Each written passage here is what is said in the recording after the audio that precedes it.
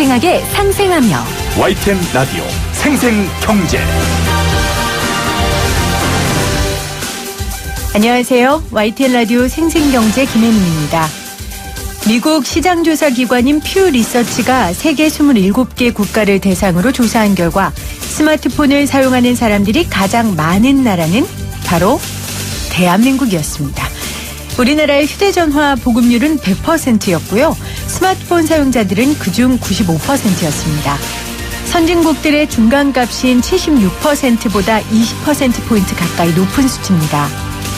소셜미디어 사용자 비율 역시 우리나라는 76%로 2위를 기록했는데요.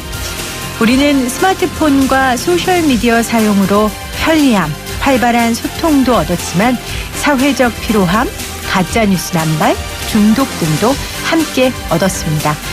기술의 진보, 속도만큼 기술을 이용하는 사람들의 생각과 태도도 함께 해야 한다는 생각을 다시 한번 하게 됐습니다. 하지만 저는 스마트폰으로 오늘 생생경제를 듣는 여러분을 진심으로 환영합니다. 유튜브 보이는 라디오로도 함께 하실 수 있어요. 2019년 2월 11일 YTN 라디오 생생경제 지금 시작합니다.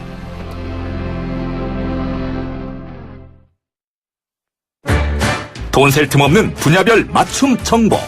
알아야 지킨다. 생활 경제 백서.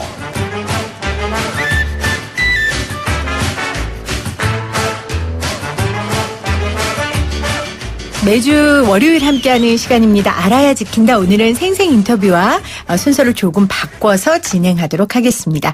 한 달에 한 번 만나는 증시 과외 선생님, 오늘 생활경제백서에 나오신 분이죠. GFM 투자연구소 이진우 소장님 나오셨어요. 안녕하세요, 소장님. 네, 안녕하세요. 소장님, 오늘 이 네. 은발과 파란색 넥타이가 참 잘 어울려요. 감사합니다. 오늘 보이는 라디오라고 신경 쓰신 거예요? 보이는 라디오라고 해서 와이셔츠도 다려 입고 왔습니다. 근데 선생님, 이 은발이요. 네. 그냥 흰머리를 놔둔다고 그렇게 되는 게 아니라면서요. 이게 은발과 그 검은 머리의 비율도 되게 중요하고 네. 그렇다던데 특별히 관리를 하십니까? 아니요, 뭐 특별히 관리하는 거 없이 네. 오히려 게을러서 이런데요. 그런데도 불구하고 네. 저는 가끔씩 미국, 영국 이렇게 뉴스 관련한 채널이기도 합니다만 네. 그 사람들 나이 들면서 머리 새는 거 그리고 얼굴에 주름 패이는 거 그대로 이렇게 세월 흘러가는 대로 가는 그 모습들이 네. 저는 오히려 보기 좋더라고요. 우리나라처럼 도저히 주민등록증 까기 전까지는 나이 짐작 안 되는 세상, 네. 눈도 코도 다 비슷하게 생긴 이런 세상보다는 그 자연스러움이 좋더라고요. 그래서 염색 안 하실 거예요? 예, 최대한 버텨볼 참여입니다. 최대한 버텨보시겠다고 하셨는데 증시는 얼마나 버텼는지 한 달 동안 저 참 센스 있죠. 네. 이진우 소장님께 듣도록 하겠습니다. 이진우 소장님의 멋진 은발이 궁금하신 분들은 유튜브 들어오셔서 YTN 라디오 꼭 찍으시면 보이는 라디오로 함께 하실 수 있습니다. 자, 소장님 본격적으로 한 달 동안 어떤 일이 있었는지 좀 알아보겠습니다. 작년 말 대부분의 증권사들이 내놓은 2019년 증시 전망을 보면 상저하고, 그러니까 상반기엔 좀 부진하다가 하반기에 가면 네. 회복되지 않겠느냐 이런 전망이었는데 세계 증시가 불을 뿜듯이 상승세를 연초에 펼쳤습니다. 그렇죠. 이러려면 뭐하러 전망합니까 도대체? 네? 그러니까요. 어떻게 된 거예요? 예. 제가 대학 때 생산관리 시간에 교수님한테 네. 한 학기 다 듣고 나서 아직까지 기억에 남는 거는 교수님의 그 한마디밖에 없는데요. 네. 예측이라고 하는 포캐스팅이라고 하는 챕터였습니다. 들어오시자마자 예측은 틀리기 위해서 하는 거다 이 말씀을 하셨는데 네. 그게 평생 가는 진리입니다.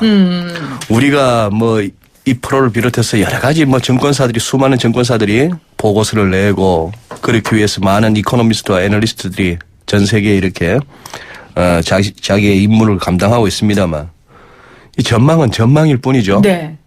전망대로만 시장이 간다면은 그러기도 어려울 뿐더러 전망대로 시장 가보세요. 제일 중요한 거는 시장이 열릴 수가 없습니다. 아니 그럼 소장님 같은 분들은 존재 이유가 어떤 거예요? 전망을 하는 게 아니라 전망을 분석해주고 길을 내주나요?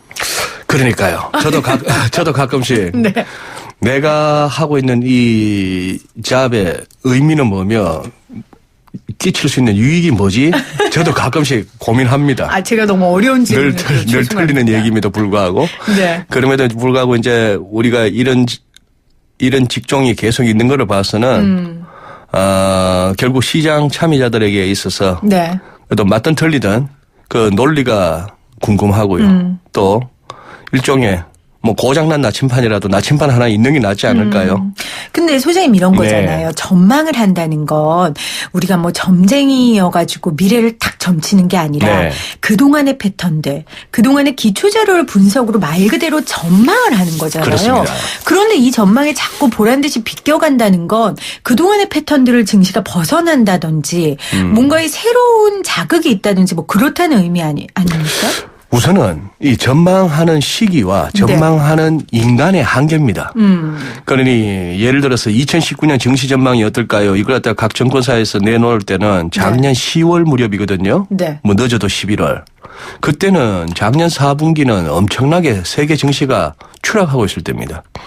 그럴 때 당장 증시 좋아질 거예요라고 전망하기는 쉽지 않은 것이 인지상정이고요.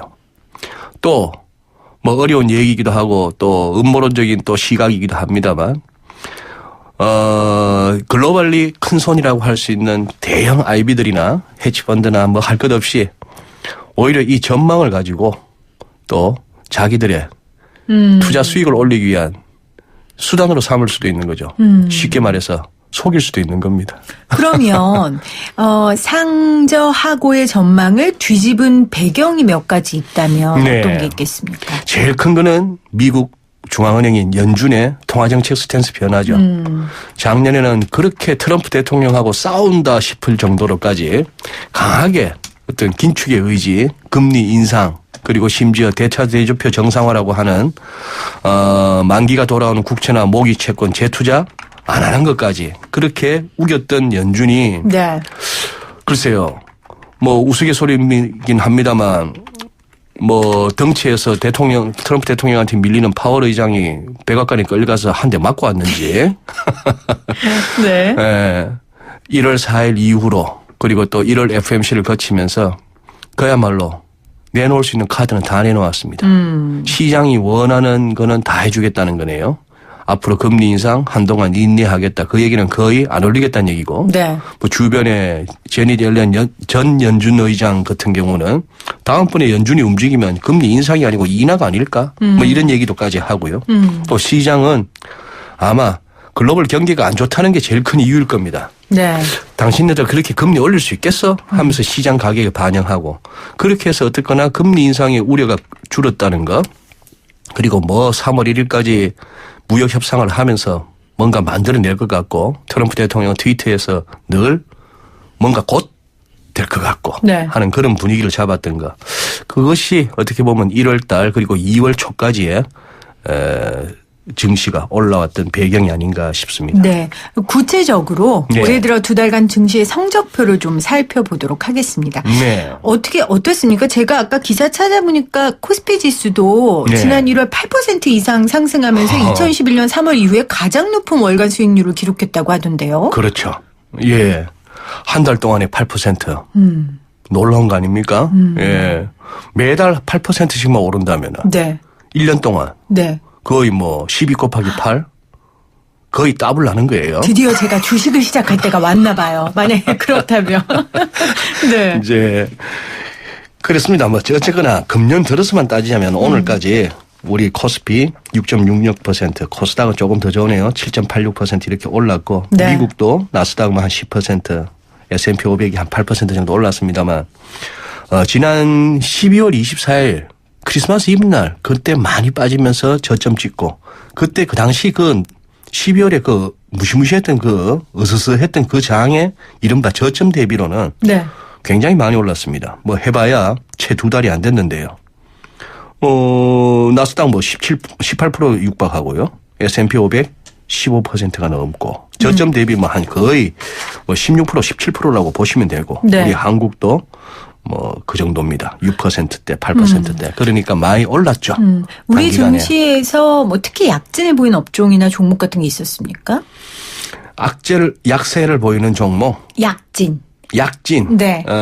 아무래도 우리 코스피 수를 끌어올리는 거는 역시 삼성전자, 하이닉스로 대변되는 대형주, 특히 반도체주라고 할 수 있겠습니다. 네. 반도체가 어렵다 해도. 했지만 외국인들이 특히 많이 끌어당겼고요. 네. 우리 청취자분들께서도 뉴스를 통해서 들으셨겠습니다만 자, 지난 1월 들어서 금년 들어서 우리 개인들이 또 가장 많이 돈을 태웠던 분야는 인버스 쪽이었어요. 그러니까 태웠다는 건 날려. 아니. 아니에요. 돈을 많이 투자했던 그런 전문 용어 쓰지 마세요. 돈을 태웠다는 게. 네. 저는 불로 태우면 이렇게 날아가니까 날아갔다는 뜻인데 돈을 많이 넣었다는 뜻이군요. 인버스 ETF에 많이 이렇게 돈이 몰렸다고 하니까 그 네. 또한 그 얘기는 뭐죠? 주가가 빠지면 수익이 네. 나는 그런 상품에다가 돈이 들어갔다는 얘기니까요. 이게 이런 기사를 접할 때마다 항상 씁쓸합니다. 즉 우리나라의 일반 개인 투자자들이 항상 이렇게 시장 흐름의 엇박자. 네. 11월, 12월, 10월, 작년 10월 이후 12월까지 그렇게 떨어지는 거에서 또 상저하고 전망도 나오니까 그러면 2019년 상반기에도 더 떨어지나 보다 해서 그러면 주가가 빠지면은 돈 버는 쪽으로 그런 쪽으로 투자를 했는데 네. 1월 달에는 정신없이 끌어올라갔죠.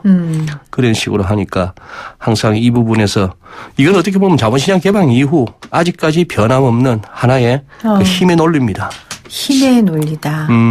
그러니까 개인 투자자들의 정보력이나 시장 장악력 그리고 거기서 그 큰 손들을 상대로 수익을 내기가 참 쉽지 않죠. 개미는 언제나 당할 수밖에 없는 슬픔. 거기서 수익을 내시면은 네. 이른바 슈퍼개미 소리를 듣는 거죠. 아유, 슈퍼개미 될 때까지 일개미가 얼마나 일을 해야 돼요. 아유, 저는 그냥 그러니까요. 안 네. 할랍니다. 자, 1월 달에 좋았다는 얘기 했고, 우리나라도 좋았고, 어떤 부분이 좋았는지, 어떤 부분이 나빴는지까지 얘기를 들어봤어요. 그런데 이제 2월 돼서 조금씩 상승세의 한계가 좀 도달한 것 같다라는 네. 느낌이 드는데 어떠세요? 예, 뭐 확연하게 우리 증시에 몸담고 계시는 분들은 느끼실 겁니다. 네. 특히 설 연휴 이후로 한 3일 정도 미국, 유럽 뭐 할 것 없이 전반적으로 조금 힘에 붙이는 모습 네. 뭐 그런 것들인데요. 뭐 심지어 이 월가에서 상당히 영향력이 있고 전 세계적으로 영향력이 있는 기관이 골드만삭스죠. 뭐 이런 데서는 아주 대놓고 얘기합니다. 1월 달 주가 상승 그 부분을 갖다가 놓쳤다면은 뭐 2019년에는 돈 벌기 어렵지 않겠느냐. 네. 아주 적나라한 표현이죠. 뭐 아이고야. 그런 얘기를 하면서 뭐 그 근거로 일단 기업 실적이 앞으로 조금 우려된다 하는 얘기입니다. 조금 더 거시적으로는 네. 전 세계적으로 국가들의 경제 성장률이 예전보다는 낮아질 것 같다. 그리고 뭔가 이 미중 간의 무역 협상도 그러게요. 좀 불확실성이 점점 데드라인이 가까워지면서 커지고 있다. 그다음에 이번 주에 지금 진행되잖아요. 미중 진행되고 무역 있죠. 협상. 오늘 네네. 지금 아마 차관급은 오늘 지금 베이징에서 열리고 네, 있고요. 네. 목금 이틀 동안은 로버트 라이트하이저 미국 무역 대표랑 그 스티브 무누신 장관이 또 건너간다고 합니다. 그 베이징으로 네. 그런 상황. 그리고 또 뭐 차트상에 기술적으로도 얼만큼 왔다. 뭐 이런 얘기를 들고 있죠. 반면에 또 주말을 통해 또 미국의 경제 채널 내지는 사이트에서는 이제 더 오를 수 있다 하는 그런 얘기들도 나온다. 아, 네. 이게 또 늘 시장이죠. 일각에서는 다 온 거 아니에요 하면 또 일각에서는 아니요 아직 더 갈 거예요. 그러니 시각에 따라서는 그런 겁니다. 지난 1월 이후 지금까지의 상승세가 그동안의 하락에 대한 기술적 반등이라고 보는 세력과 아니야 1월부터 지금까지 급하게 많이 왔으니 한동안 숨고르기 좀 쉬다가 다시 올라갈 거야 하는 세력들이 부딪히고 있다 이렇게 보시면 될 것 같아요. 소장님은 어느 세력입니까, 그럼? 저요. 네. 소장님 원래 좀 보수적이시잖아요. 저는 보수적인데 시장에서. 네. 그 둘 가운데 오히려 앞부분 즉 조금 그동안의 기술적 반등이 어느 정도 한계에 도달한 거 아니냐. 오히려 지금부터는 다시 조금 이렇게 밀릴 수 있는 시장 그 부분을 갖다 좀 염두에 두고 접근해야 되지 않겠나. 그게 제 개인적인 견해입니다. 네. 그러면 지금 7941님께서 네. 상품 좀 소개해 주세요. 예? 상품 좀 소개해 주세요. 이랬는데요. 또 우리 생생경제가 이런 거 안 하기로 유명한 경제 프로인데 그렇죠. 예. 우리가 구체적으로 무슨 상품까지 소개할 수는 없겠지만 그렇죠. 그래도 네. 지금 장 증시에 대한 예측을 해 주셨으니까 좀 이런 거는 투자해볼 만하다. 이런 분야 정도는 추천해 주실 수 있지 않을까요? 예. 뭐 상품 소개도 뭐 예민한 부분이기도 하지만 지금 그렇게 질문하신 분에게는 이렇게 말씀드리고 싶습니다. 네. 지금 조금 지금부터 해서 한 달 정도 우리가 확인할 게 많습니다. 하지 마라. 예. 확인하시고 움직이셔도 충분할 것 같아요. 어떤 걸 확인해야 됩니까? 아까 당장 말한. 그러면 3월 네. 1일 가서 미국과 중국 변수가 사이에 아직 변수가 많다. 많죠. 뭐 이러다가 갑자기 트럼프 대통령이 또 갑자기 화를 내면서 네. 2천억 불 그냥 25% 관세 때려 할 수도 있는 거고 시장이 가장 바라는 시나리오 좀 그동안 시간이 촉박했고 우리가 다루는 이슈가 너무 크다. 네. 한 두어 달 더 시간을 갖고 해보겠다. 거기다가 지금 15일 날 며칠 안 남았죠. 지금 미국의 셧다운 일단 또 셧다운이 될 수도 있고 네. 예산안 통과가 될 수도 있고 그리고 뭐 4달 가면은 또 그것도 있죠. 뭐 영국 브렉시트 얘기도 나오고 해서 글쎄요. 지금 앞서 말씀드린 바와 같이 월가에 난다 긴다는 사람들이 더 갈 수 있다? 아니야 다 왔어. 이걸로 지금 갑론을박이 이루어지고 있거든요. 여기서는 맞추면은 많이 벌 수 있고 틀리면 크게 잃습니다. 그래서 그렇죠. 당연한 말이지만. 이른바 네. 발바닥에서 잡아서 정수리에서 털고 싶은 게 사람의 마음이지만 그렇죠. 오랜 투자 경험은 뭐죠? 무릎에서 사서 어깨에서만 털어도 예. 네. 그래서 조금 확인하실 게 많다 하는 차원. 제가 7941님 다음 달에 오시면 또 똑같은 질문을 여쭤볼게요. 일단 지금까지는 좀 기다려보라고 말씀을 하셨어요.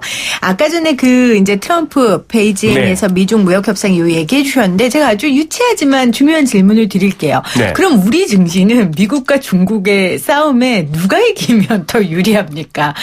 미국이 이기면 유리합니까? 중국이 이기면 유리합니까? 우리 현재 산업 구조로 보나 네. 수출이 비중으로 봤을 때는 그나마 협상 과정에서 중국의 요구가 많이 이렇게 반영될수록 좋은 거죠. 지금 최근 들어서 우리가 가장 우려하는 게 중국의 수출입 지표의 부진이거든요. 네네. 뭐 수출 증가율도 뚝뚝 떨어지고 수입 증가율도 떨어지고 뭐 이런 모습들은 결국 우리한테서 중간재 원자재 사가서 그걸 완제품 만들어서 또 수출하는 나라가 중국인데 네. 뭐 그런 부분이 줄어든다. 중국의 수입도 수출도 다 줄어든다는 조짐은 안 좋은 거니까요.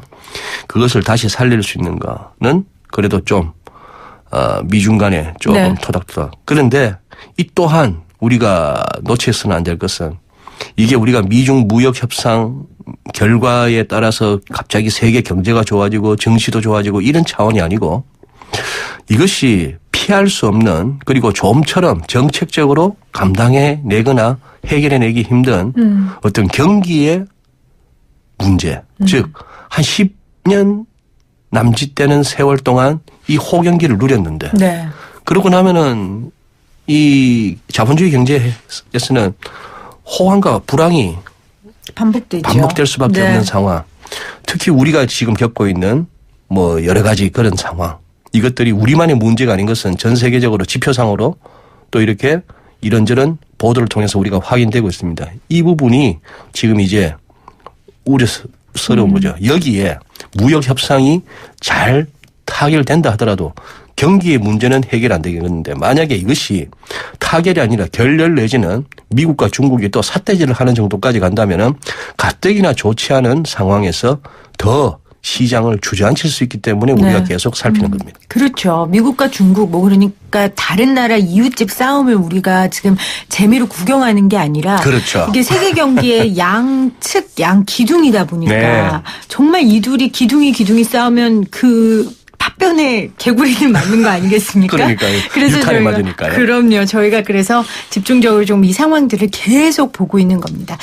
마지막으로 소장님 이 환율을 이야기 좀 한번 해보죠. 좀 네. 내리다 싶었는데 지금 다시 중반으로 올라가고 있고요. 뭐 안정적이다라고 이야기를 해야 되는 건지 네. 어떻습니까? 우리 환율만큼은 정말 안정적입니다. 네. 이거는 어떻게 보면은 우리나라 경제의 여기저기 취약한 부분 가운데서도 이 환율이라고 하는 가격 변수만큼은 네. 굉장히 안정적이고 체질적으로 더 강해졌는데요. 환율 전망도 그렇죠. 증시에 대해서 상저하고였던 것처럼 대충 금년 접어들면서 달러는 약세일 거 아니야라고 싶었는데 그것이 또 막상 연준이 저렇게 완화적인 스탠스를 보임에도 불구하고 달러가 쉽게 약세로 잘 안 가는 것도 네. 묘합니다. 그래서 야 전망대로 잘 안 가는 게 시장이구나. 외환시장에서 느끼고 있고요. 네. 우리는 1110, 1130 이 박스권 상당히 좀 더 이어질 것 같은 그런 생각이 드네요. 네. 8106님께서 혹 경기의 흐름 속에 답이 있는 건가요 하셨는데 맞죠? 그렇죠. 궁극적으로는 경기의 흐름이고요.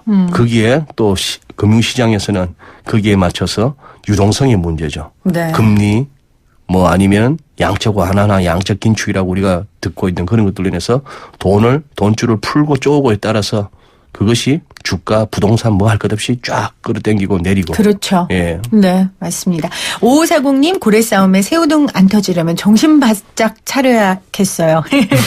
이렇게 보내주셨습니다. 우리가 고래가 돼야 되는데. 그러게요. 네. 아, 고래 돼야 되는데 고래가 너무 커요. 두 고래가. 그래서 여러모로 참 고래 되기 쉽지 않은 것 같고 지혜로운 새우가 될 수 있도록 우리가 좀 지혜를 모아야 될 것 같습니다. 자, 오늘 한 달에 한 번 만나는 증시과외 선생님 이진우 소장이었습니다. 고맙습니다. 네, 감사합니다.